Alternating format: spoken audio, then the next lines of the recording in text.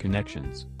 Samsung does know how to get its technical options right, and that's exemplified in the way the Gear S3 manages to seamlessly jump between Wi-Fi and Bluetooth to stay connected and provide information to your wrist.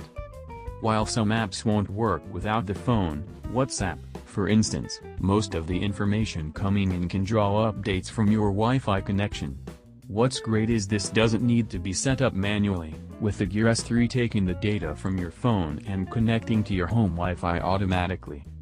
It's not flawless. It seems that the S3 can take a while to work out if there's a connection when you use the watch in new places, but on the whole the new Gear smartwatch seems to know where it is pretty well.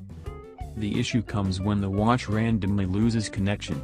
You can be sitting there, phone in pocket and watch on the wrist, and go to change the music on your wrist, only to find the Gear S3 is in connected remotely mode, meaning you're getting information from Wi-Fi and not from the phone. The only way to solve this is to go into your Bluetooth menu and force them to talk to each other again, like some sort of electronic marriage counselor.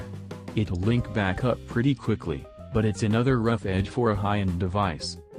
The music playback is one of the top features of the Samsung Gear S3, for a number of reasons.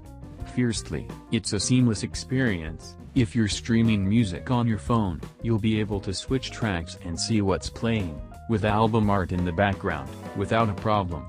The bezel rotation flicks through tracks, although we wish it was volume, and it's all rather seamless.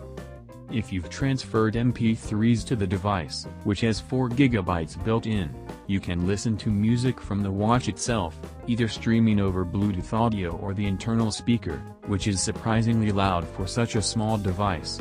It's never going to replace a proper speaker, and it's rather tinny, but it's not a bad experience.